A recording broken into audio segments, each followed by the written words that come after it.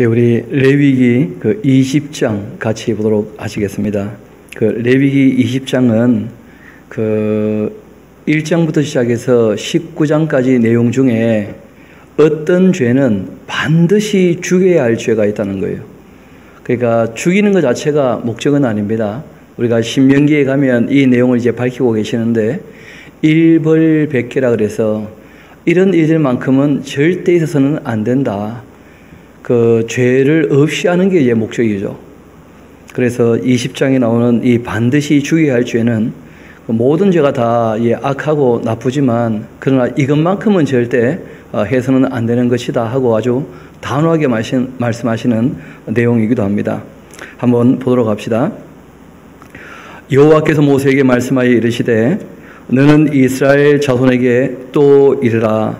그가 이스라엘 자손이든지 이스라엘에 거류하는 거류민이든지 간에 그 자식을 몰렉에게 준다면 반드시 죽이되 그 지방 사람이 돌로 칠 것이요. 단지 이제 몰렉에게 준다 하는 것만이 문제가 아니고 몰렉에게 자식을 바칠 때는 자기 욕심 때문에 바치게 되는 것이거든요. 게다가 이 몰렉을 섬기는 사람들 그 행태가 아주 고약했다 그러죠. 그러니까 뜨겁게 이렇게 쇠를 달구어 가지고 그 신상 손에다가 뜨겁게 달구어 놓은 그 신상 손에다가 아기를 바쳐서 태워주겠다고 하니까 아주 고역한 것입니다. 그 사람이 아무리 욕심이 커도 자기 자녀를 그렇게 대한다는 것은 있을 수 없는 것이죠. 그래서 그런 사람은 반드시 돌로 쳐라 하고 말씀하고 있습니다. 나도 그 사람에게 진노하여 그를 그 백성 중에서 끊으리니 이는 그가 그 자식을 몰렉에게 주어 내 성소를 더럽히고 내 성호를 욕되게 하였습니다.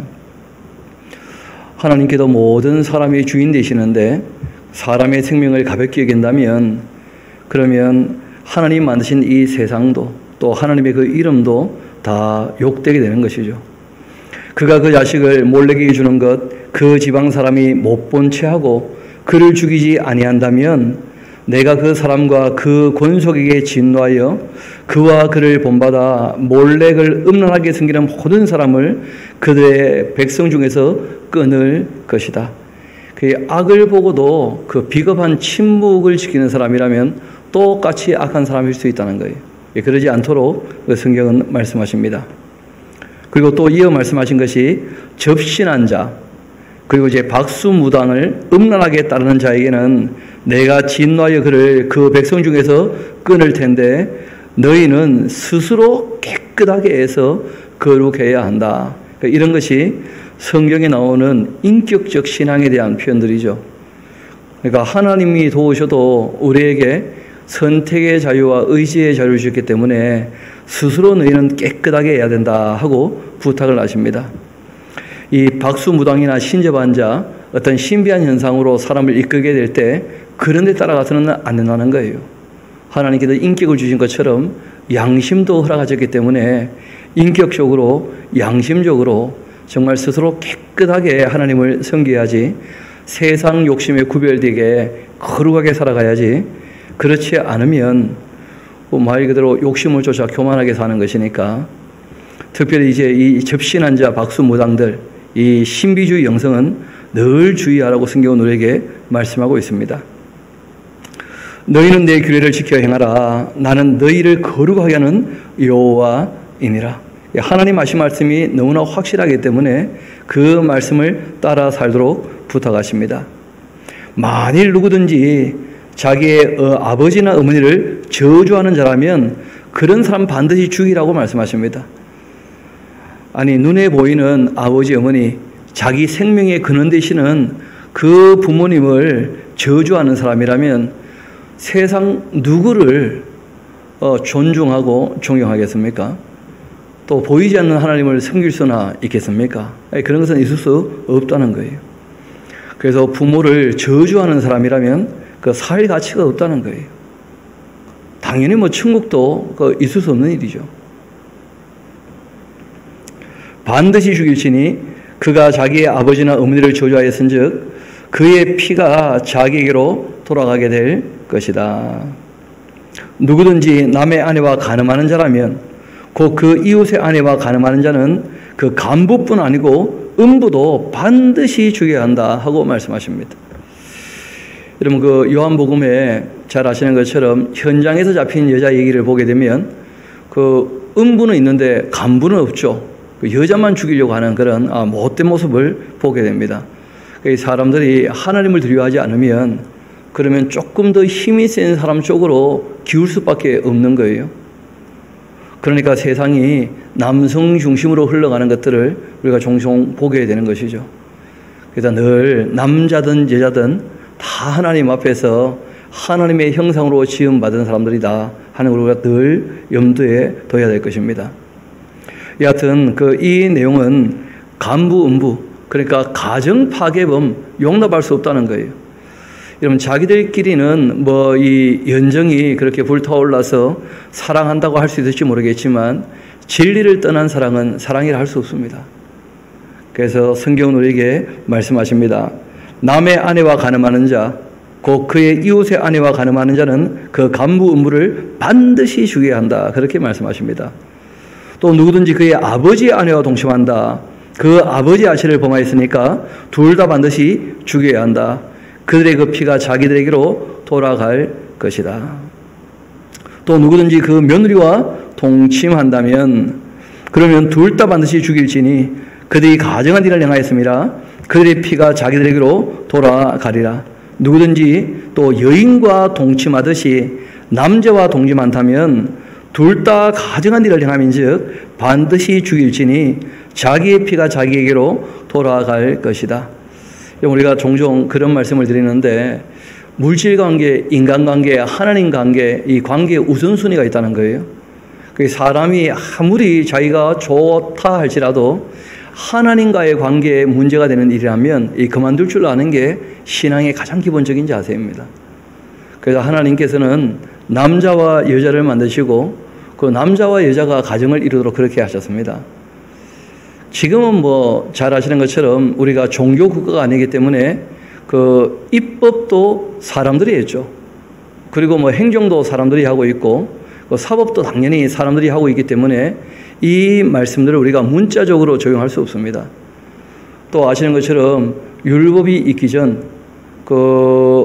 창세기에 보면 여기에서 죽이라고 하셨던 이 내용들이 그 땅에서 그대로 있었던 일들도 우리가 알 수 있습니다. 딸들이 자기 아버지 롯과의 관계에서 아기를 놓고 했던 일들이 있지 않습니까? 율법이 없으니까 적용할 수가 없는 거예요. 지금 이제 이스라엘 백성들은 시내산에서 입법, 하나님께서 언약을 맺으시면서 입법을 내셨고, 그리고 그 입법된 가운데에서 그 법에 함께 참여하는 사람들이기 때문에 사법권도 존중이 될 수 있는 것입니다. 지금은 우리가 그 의도와 의미를 바르게 파악하는 것이 중요하죠. 지금 우리 대한민국 헌법은 성경이 얘기하고 있는 율법하고 조금은 다른 법이기 때문에 이 법을 똑같이 적용하자 이렇게 할 수는 없습니다. 그러나 우리가 살인한 사람들 사형할 수 없다 이런 법들을 만들어버리면 안 되는 거예요. 사형제도가 그대로 남아있어야 사람이 두려워할 줄 알고 조심하게 됩니다. 그래서 항상 율법의 말씀에 그 의도를 우리가 바르게 파악해서 적용하는 것은 얼마든지 우리가 지금도 할 수 있는 것이죠. 이 성경은 아무리 사람들이 서로 좋다 할지라도 하나님께서 아니라 하신 것은 안 할 수 있도록 그것이 하나님을 숨기는 것이니까, 그래서 성경은 동성연애 이런 것을 용납하지 않습니다. 지금 하는 사람들 우리가 말리지는 못합니다. 왜냐하면 로마서를 보면 하나님의 유기라는 것이 있어요. 하나님이 내버려 두신다. 그래서 이때는 당연히 이제 그 사법권도 그 당시 이스라엘 백성들이 갖고 있기 때문에 적용할 수 있지만, 지금은 우리가 사람을 정죄하거나 이 율법을 가지고 사법권을 발동할 수 없거든요. 그래서 우리가 지금 그 배경이 달라졌다, 시대가 달라졌다는 것을 기억하시되, 문제는 하나님의 뜻은 그때나 지금이나 동일하다는 것을 기억하셔야 돼요. 그래서 하나님께서는 원하지 않으신다. 우리가 명확히 해야 됩니다. 하나님은 그런 것은 죽일 만큼 싫어하신다. 이런 것도 우리가 마음에 꼭 새겨둬야 될 것입니다. 다시 한번 봅시다. 13절 누구든지 여인과 동침하듯 남자와 동침한다면 둘 다 가정한 일을 행함인즉 반드시 죽일지니 자기의 피가 자기에게로 돌아갈 것이다. 또 누구든지 아내와 자기의 장모를 함께 데리고 산다면 그건 악행이라는 거예요. 그와 그들을 함께 불살지니 이는 너희 중에 악행이 없게 하려 함이라. 남자가 또 짐승과 교합한다면 반드시 죽이고 너희는 그 짐승도 죽일 것이고 여자가 또 짐승에 가까이 하여 교합한다면 너는 그 여자와 짐승을 죽이되 그들을 반드시 죽일지니 그들의 피가 자기들에게로 돌아갈 것이다 하고 말씀하십니다.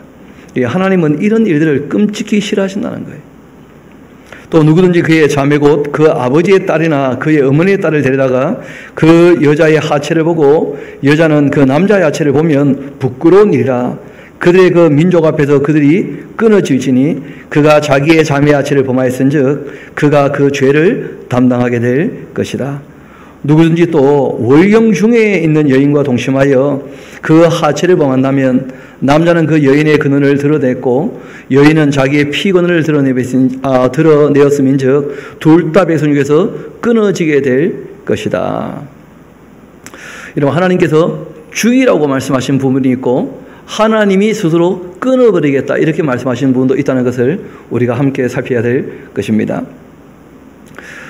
그건 뭐 당연한 일이죠. 월경 중에 있는 여인을 범한다는 것은 있을 수 없는 것이죠. 19절 봅시다. 내 이모나 고모의 하체를 범하지 말지니 이는 살부치의 하체인즉 그들이 그들의 죄를 담당하게 될 것이다. 누구든지 그 숙모와 동침하면 그 숙부의 하체를 범하니 그들은 그들의 죄를 담당하여 자식이 없이 죽을 것이다. 누구든지 그의 형제의 아내를 데리고 살면 더러운 일이라. 그가 그 형제의 하체를 범하니 그들에게 자식이 없을 것이다. 너희는 결론이 이제 여기 있는 것이죠. 너희는 나의 모든 규례와 또 법도를 지켜 행하라. 그리하여야 내가 너희를 인도하여서 거주하게 하는 땅이 너희를 토하지 아니할 것이다. 이유가 있습니다. 너희는 내가 너희 앞에도 쫓아내는 족속의 풍속을 따르지 말라. 그들이 이 모든 일을 행함으로 내가 그들을 가증히 여기고 있는 것이다. 하나님께서 가나안 땅을 차지하게 하실 때 진멸을 하신 이유가 있습니다. 그들의 죄악이 관영했다는 것인데 그들의 죄 중에 그 내용들이 바로 레위기 18장 또 레위기 지금 20장에 다루고 있는 이런 것이 만연했다는 거예요. 돌이킬 수 없을 정도로 가득 차서. 그래서 그 땅이 그들을 토해내는 것이기 때문에 그들을 진멸하라고 말씀하신 거예요. 그리고 똑같이 말씀하시죠. 너희도 그 땅에서 그렇게 산다면 그들의 풍속을 쫓아서 그러면 똑같이 그 땅이 너희들도 어떻게 할 거랍니까? 토해낼 거라는 거예요. 그래서 하나님께서 싫어하시는 것이 있다. 하나님이 미워하시는 것이 있다. 이걸 꼭 기억해야 됩니다. 교회가 크게 오해한 것 중에 하나가 뭐냐면 하나님은 무조건 나를 사랑하실 것이다. 이런 식의 큰 오해가 있어요. 하나님께서 용납하지 않으시는 것이 있다는 것을 꼭 기억하셔야 됩니다. 그래서 우리가 하나님 말씀을 잘 듣고 그 하나님 말씀에 따르는 것이 신앙의 가장 기본이거든요. 그게 사랑의 가장 기본적인 표현이고. 이어봅시다. 다시 한번 22절부터 읽어드리겠습니다. 너희는 나의 모든 규례와 법도를 지켜 행하라. 그렇게 해야 내가 너희를 인도하여 거주하게 하는 땅이 너희를 토하지 아니할 거다. 너희는 또 내가 너희 앞에도 쫓아내는 족속의 그 풍속을 따르지 말라. 그들이 이 모든 일을 행함으로 내가 그들을 가증히 여기노라. 내가 전에 너희에게 이르기를 너희가 그들의 그 땅을 기업으로 받을 것이라. 내가 그 땅 곧 젖과 꿀이 흐르는 땅을 너희에게 주어서 유업을 삼게 하리라. 그렇게 하였노라. 나는 너희를 만민 중에서 구별한 너희 하나님 여호와이니라. 만민 중에서 특별히 노예로 있던 그들을 자유케 하셔서 하나님의 소유로 제사장 나라로 거룩한 백성으로 그렇게 삼으셨다는 것인데 전제가 있었다는 거예요. 너희가 내 말을 잘 듣고 내 말을 따른다면 하는 전제를 꼭 기억하셔야 돼요. 그 전제를 따르지 않으면서 그 조건이 충족이 안 되었는데 무조건 하나님의 백성이다. 그럴 수 없다는 거예요. 결국 그래서 우리가 잘 아는 것처럼 말라기에서 하나님과 이스라엘 백성은 결별할 수밖에 없었다. 그렇게 된 것이었죠. 이어봅시다. 25절 너희는 짐승이 정하고 부정함과 새가 정하고 부정함을 구별하고 또 내가 너희를 위하여 부정한 것으로 구별한 짐승이나 새나 땅에 기는 것들로 너희의 몸을 더럽히지 마라. 항상 그렇듯이 음식에 대한 문제는 뭐에 대한 이야기입니까? 몸에 대한 이야기. 그래서 아무거나 먹으면 몸이 어떻게 된다는 거예요? 더럽혀진다. 그런 것이죠. 몸도 깨끗하게 하라 하고 부탁하십니다. 너희는 나에게 거룩할지어다. 그러니까 하나님께서 구별해서 먹으라 하신 것도 마찬가지였고, 그리고 또 산모와 그 아이들을 위한 이 결례를 행하는 말씀을 하신 이유도 다 마찬가지인데, 세상은 그렇게 하지 않겠지만 내 백성이라면 너희들은 내 말을 듣고 그렇게 하라. 이게 바로 구별이죠. 구별. 너희는 나에게 거룩할지어다. 구별된 삶을 살아라. 그렇게 하신 거예요. 이는 나 여호와가 거룩하고 내가 또 너희를 나의 소유로 삼으려고 너희를 만민 중에서 구별하였음이니라. 남자나 여자 접신하거나 박수무당이 되거든 반드시 죽여라. 곧 돌로 그를 쳐라. 그들의 그 피가 자기들에게로 돌아갈 것이다. 여러분, 사람이 그 악령들에게 속아서 악령이 천사나 하나님쯤 되는 줄로 오해하는 사람들도 의외로 있거든요. 왜냐하면 자기가 경험했다는 거예요. 그리고 자기에게 좋았다는 거예요. 그러니까 여전히 자기 중심으로 신앙생활을 하게 되어지면 그 딱 악령에 속기 쉽습니다. 그래서 우리가 우리에게 주신 율례와 법도 하나님의 그 말씀, 이것이 기준이 되어서 하나님이 우리를 위해 주시는 것처럼 우리가 하나님을 위하여 살아가야지, 그러지 않으면 쉽게 속아 넘어간다는 거예요. 그리고 이제 21장, 22장을 우리가 살피게 될 텐데, 21장과 22장은 지금 우리 기독교인하고는 크게 상관없는 내용입니다. 왜냐하면 히브리서에서 그 제사와 관련된 내용과 제사장에 대한 이야기들은 더 이상 이제 우리와는 큰 상관이 없다. 그런 말씀을 하셨거든요. 그럼에도 불구하고 그 말씀 안에 흐르는 하나님의 그 의도라 그러죠. 그렇죠? 바라시는 바를 보면 우리가 하나님의 성품도 알 수 있고, 또 우리가 일컬어 기독교인들에게 왕 같은 제사장이다 이런 말씀도 하시는데, 우리가 어떻게 해야 될지 하는 것도 좀 생각하게 됩니다. 하나님께서 그 레위 지파를 따로 뽑았고, 레위 지파 중에 그 아론의 집안 사람들을 제사장 가문으로 따로 세우셨지 않습니까? 그리고 이제 이들이 백성들에게 늘 본이 되는 하나님과 제일 가까이에서 섬기는 사람이 된 거예요. 그러면 항상 그렇듯이 앞에서 일하는 사람들이 모범을 보이라는 거예요. 모범을. 어쩔 수 없이 교육은 규범 교육도 있지만 모범 교육도 있지 않습니까? 그렇죠? 특별히 이제 하나님을 섬길 때 그 재물에 관계된 것들을 가볍게 하지 말라는 거예요. 정말 그런 구별되어서 하나님께 드린 것이니까 그 하나님께 드려진 재물이 제사장들의 이제 음식으로 내려오게 되었을 때 그 음식들을 어떻게 잘 관리할지에 대한 이야기를 특별히 다루고 있는데, 그 어떤 선을 하나님께서 정해놓으시고 그 선을 넘지 않도록 그렇게 부탁하시는 것을 보게 됩니다. 우리 한번 21장부터 차근차근 한번 읽어봅시다. 여호와께서 모세에게 이르시되 아론의 자손 제사장들에게 말하여 이르라. 그 백성 중에서 죽은 자를 만짐으로써 말미암아 스스로 더럽히지 말려니와 그 살붙인 그의 어머니나 그의 아버지나 그의 아들이나 그의 딸이나 그의 형제나 출가하지 아니한 처녀인 그의 자매로 말미암아서는 몸을 더럽힐 수가 있다. 몸을 더럽힐 수 있다는 말이 그 앞에 내용이 다 나오죠. 그 시신을 원래 손대면 안 되는데 그 직계 가족들은 시신을 수습할 수 있다. 그런 것이죠. 그렇죠? 원래 그 시체에 그 손대면 그 자체가 부정하게 되지 않습니까? 그래서 가족들의 그 시체로는 몸을 더럽힐 수가 있다. 그렇게 말씀하신 것입니다. 또 4절 아주 중요하죠. 제사장은 그 백성의 뭐라는 거예요? 어른이다. 이걸 꼭 기억하라는 거예요. 자신을 더럽혀 속되게 하지 말아야 한다. 우리가 잘 아는 얘기죠. 타의 모범이 되어야 한다. 뭐 그런 것입니다. 그 선생은 먼저 태어난 사람은 항상 후손들에게 뭐가 되는 거예요? 모범이 되는 삶을 살아가야 돼요. 그게 가장 기본이죠. 제사장들은 머리털을 깎아 대머리 같게 하지 말며 자기의 수염 양쪽을 깎지 말며 살을 베지도 말고 그들의 하나님께 대하여 거룩하고 그들의 하나님의 이름을 욕되게 하지 말아야 한다. 하나님의 이름을 가지고 앞에서 일하는 사람들이 하나님의 이름을 욕되게 해서는 안 된다는 거예요. 참 안타깝게도 지금 그런 일들이 자꾸 벌어지는 바람에 지금 뭐 그런 몇 사람들 때문에 온 교회가 욕먹는 정도가 아니고 하나님께서 정말 너무 사람들에게 욕을 당하시는 그런 일들을 우리가 보고 있습니다. 절대 그런 일이 있지 않도록 우리가 늘 조심해야 됩니다. 그들은 여호와의 그 화제 곧 그들의 하나님의 음식을 드리는 자인즉 거룩해야 한다.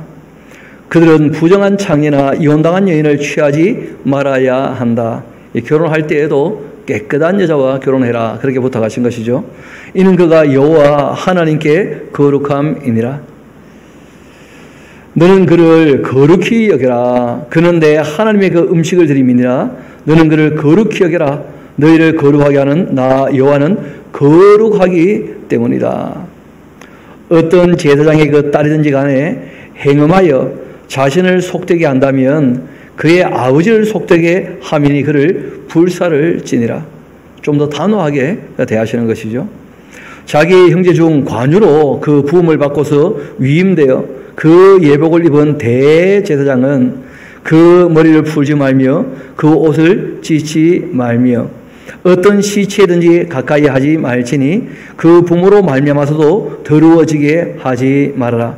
그 제사장 말고 대제사장은 자기 부모님의 시체도 손대지 말아라. 그렇게 특별히 부탁을 하신 거예요. 또 그 성소에 나오지 말며 그 하나님의 성소를 속되게 하지 마라. 이는 하나님께서 성별하신 관유가 그 위에 있음이니라. 나는 여호와이니라. 또 그는 처녀를 데려다가 아내를 삼을지니 과부나 이혼당한 여자나 창녀짓을 하는 더러운 여인을 취하지 말고 자기 백성 중에서 처녀를 취하여 아내를 삼고 그 자손이 그 백성 중에서 속되게 하지 말지니 나는 그를 거룩하게 하는 여호와임이니라. 또 여호와께서 모세에게 이어 말씀하십니다. 이르시되 아론에게 말하여 이르라. 아론이 첫 번째 대제사장이었죠. 그렇죠? 아론에게 말하여 이르라. 누구든지 너희 자손 중 대대로 육체의 흠이 있는 자는 그 하나님의 음식을 드리려고 가까이 오지는 못할 것이다. 여러분, 육체의 흠이 있는 사람, 쉽게 말하면 장애를 가지고 있는 사람들이 그 제사에서 제물을 드리는데 참여하게 되어지면 그러면 이게 굉장한 육체 노동이거든요. 여러분, 그 살아있는 짐승을 잡아 각을 뜨고 그걸 태운다는 것 쉬운 일이 아니라는 거예요. 또 그렇게 제물을 갖고 와서 하나님 앞에 제사 드리는 그 각 사람이 자기를 도와서 제사하는 그 제사장이 영 육체가 연약해가지고 어설프게 되어지면 그럼 참 그것도 보기가 안 좋죠. 그래서 권리는 다 누릴 수 있다는 거예요. 제사장들에게 공급하는 것들은 다 함께 누릴 수 있지만 그러나 너가 감당해야 될 의무 중에서 육체 노동이 심한 부분은 장애우들은 어떻게 한다는 거예요? 배제하라. 그렇게 부탁하신 거예요. 실제로는 이것은 배려하신 것입니다. 배려하신 것. 읽어봅시다. 육체에 흠이 있는 자는 그 하나님의 음식을 드리려고 가까이 오지 못할 것이니라. 누구든지 흠이 있는 자 가까이 하지 못할지니 곧 맹인이나 다리 저는 자, 코가 불안전한 자, 지체가 더한 자, 발 부러진 자, 손 부러진 자, 등 굽은 자, 키 못 자란 자, 눈이 백막이 있는 자, 습진이나 버진이 있는 자, 고안 상한 자, 제사장 아론의 자손 중에 흠이 있는 자는 나와서 여호와께 화제를 드리지 못할지니. 화제에 대한 이야기죠. 그렇죠?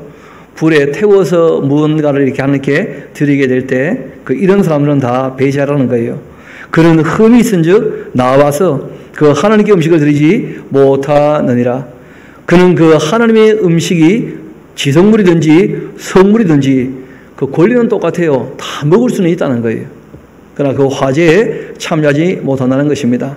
또 휘장 안에도 들어가지 못할 것이요 제단에 가까이 하지 못할지니 이는 그가 흠이 있음이니라. 이와 같이 그가 내 송소를 더럽히지 못할 것은 나는 그들을 거룩하게 하는 여호와임이니라.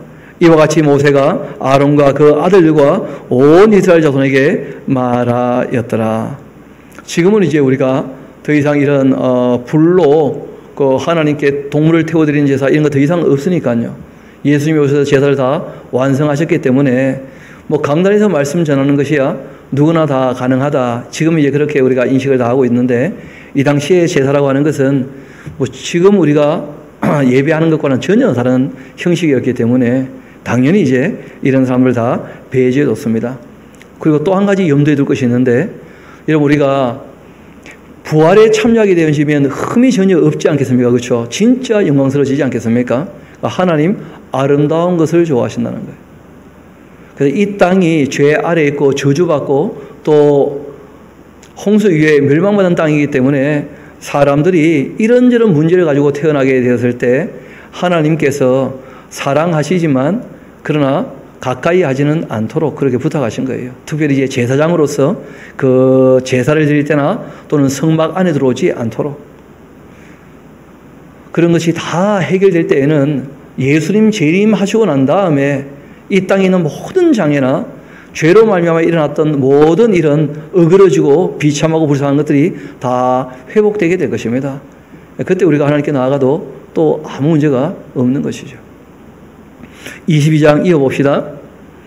여호와께서 모세에게 말씀하여 이르시되 아론과 그 아들들에게 말하여 그들로 이스라엘 자손이 내게 드리는 그 성물에 대하여 스스로 구별해서 내 송을 욕되게 함이 없게 하라. 나는 여호와임이니라.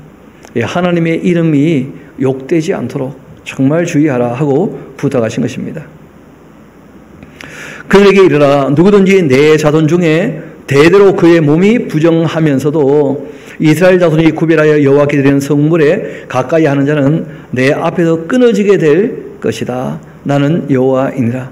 그러니까 제사장들은 그 개인 위생이죠, 그렇죠? 생명에 대한 윤리, 또 가정에 대한 윤리, 사회에 대한 윤리, 이런 모든 윤리에 있어서 남보다 더 앞장서서 부정하면 안 된다는 거예요.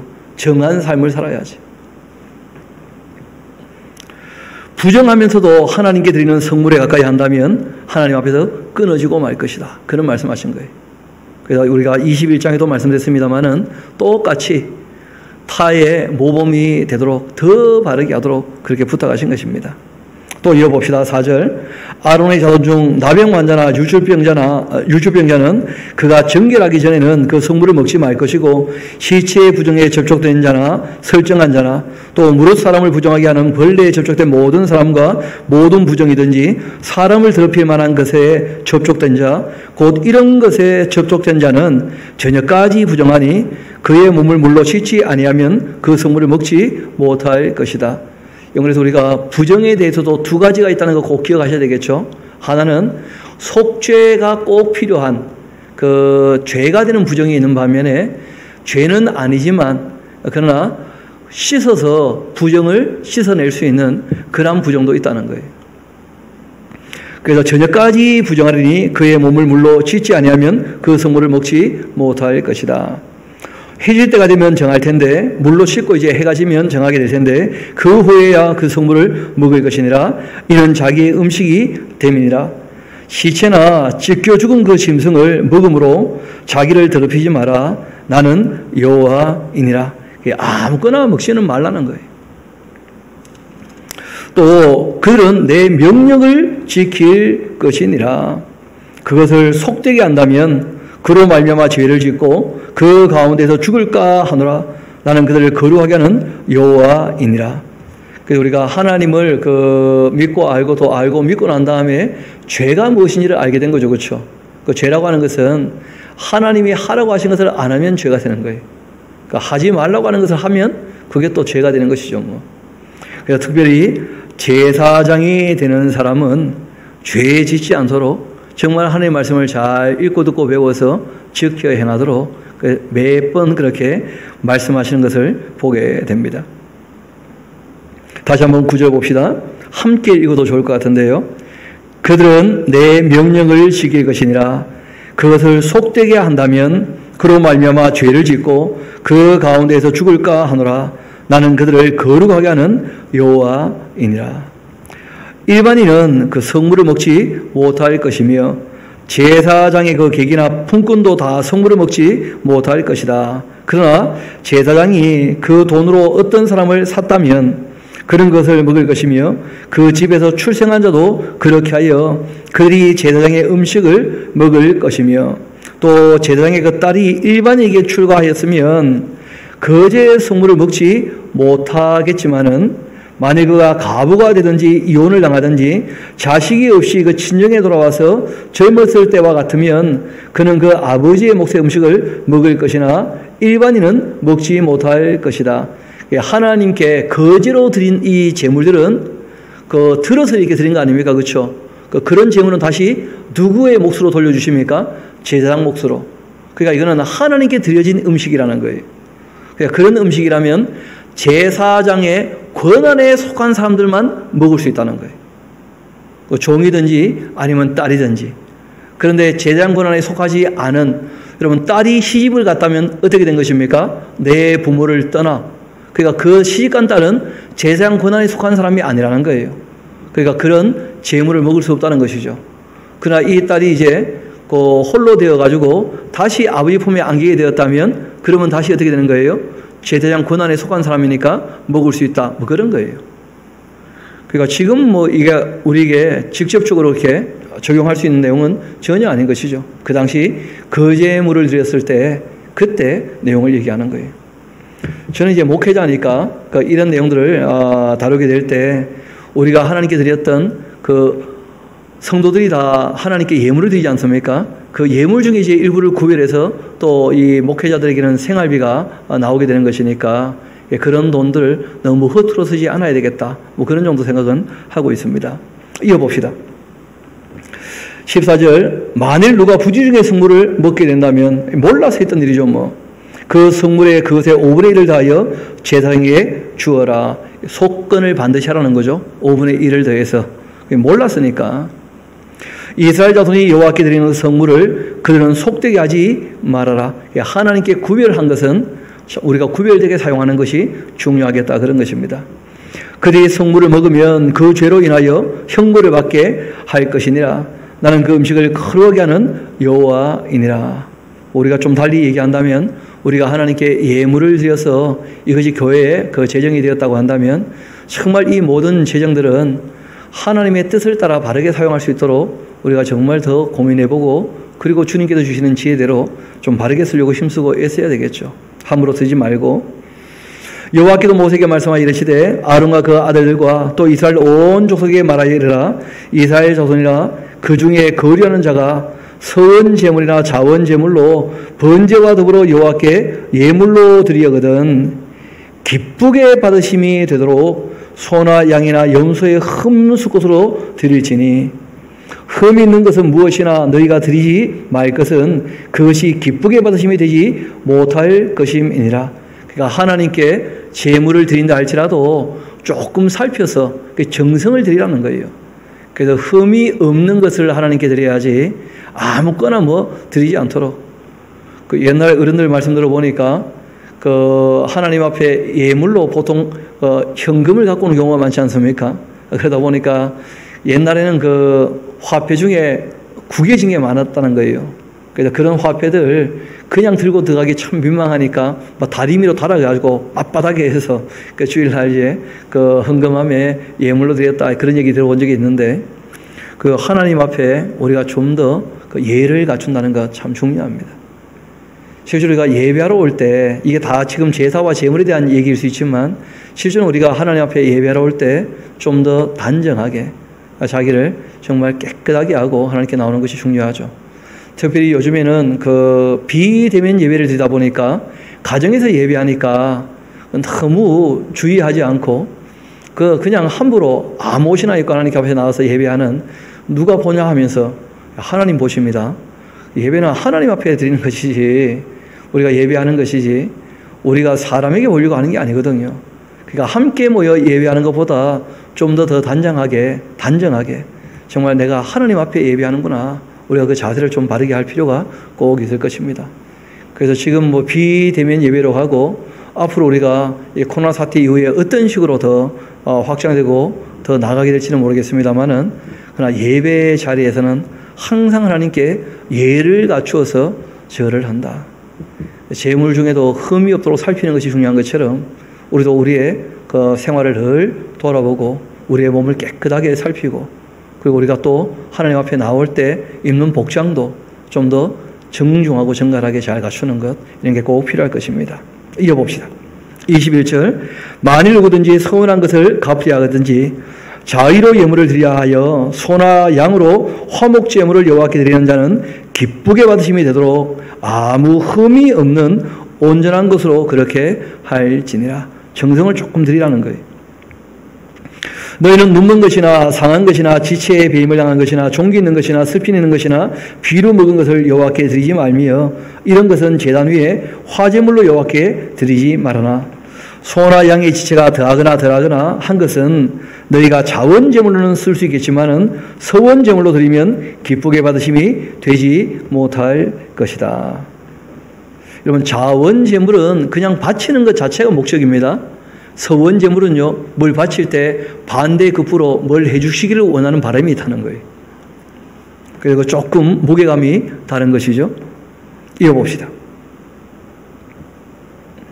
너희는 고안이 상하였거나 치였거나 틀렸거나 배임을 당한 것은 여호와께 드리지 말며 너희의 땅에서는 이런 일을 행하지도 말지며 또 너희는 외국인에게서도 이런 것을 받아 너희의 하나님의 음식으로 드리지 말라. 이는 결점이 있고 흠이 있은즉 너희를 위하여 기쁘게 받으심이 되지 못할 것임이니라.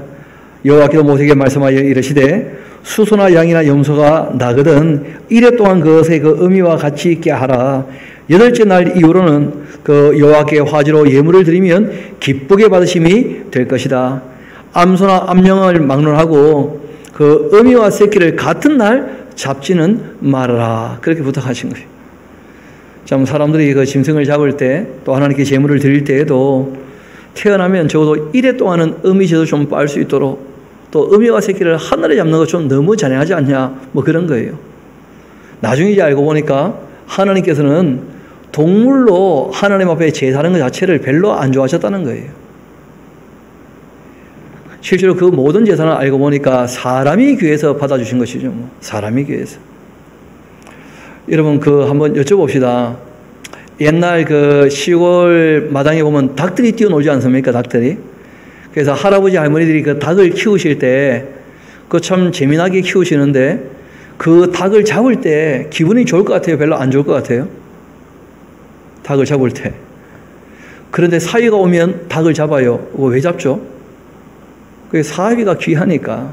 손자들이 오면 왜 닭을 잡는 거예요? 손자 귀하니까. 손녀가 오면 왜 닭을 잡는 거예요?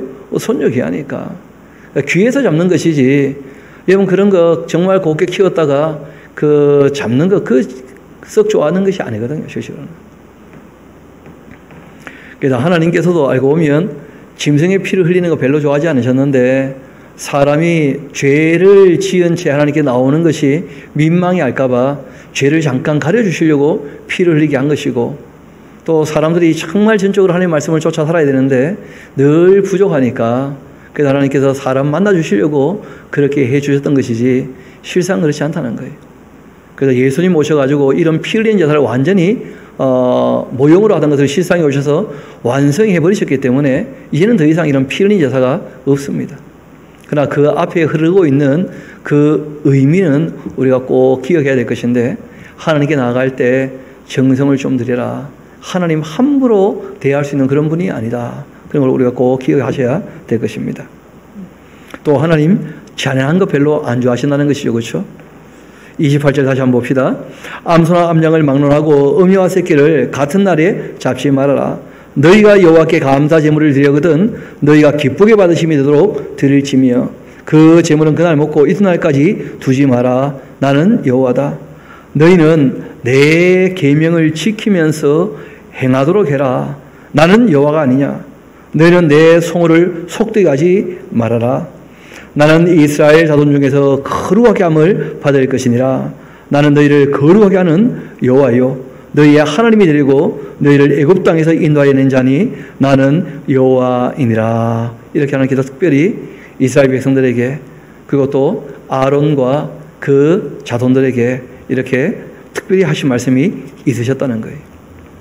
그래서 그 19장은 우리가 잘 아는 대로 약자를 배려하는 사회 윤리에 대해서, 그리고 20장은 반드시 죽여야 할 죄와 함께 하나님께서 용납하지 않으시고 정말 끔찍이 싫어하는 것이 무엇인지를 우리에게 다 알려주시고, 그리고 이제 앞에서 일하는 제사장은 조금 더 바르게 하도록 그렇게 권면하시는 내용들을 우리가 쭉 살펴보았습니다. 그리고 이제 23장은 잘 아시는 것처럼 그 절기 명령인데, 절기 명령은 문화 행사가 되는 것이죠. 그렇죠? 그래서 문화 행사를 통하여서 하나님이 하신 일, 그 역사와 함께 성경을 가르쳐서 기억나게 하라는 거예요. 기억나게. 그래서 절기 명령은 그런 것이죠. 그리고 이제 24장 가게 되어지면 그 떡상과 함께 분향단, 그 성소를 잘 관리하도록 부탁하시는 그런 내용과 함께 하나님을 모욕했던 사람을 그 어떻게 할지 여쭤봐서 죽이는 그런 이 사건이 있게 됩니다. 그런 내용들은 우리가 쭉 살피게 될 것이고, 그리고 잠시 후에 우리 26장, 27장 우리가 같이 살펴보도록 그렇게 하시겠습니다.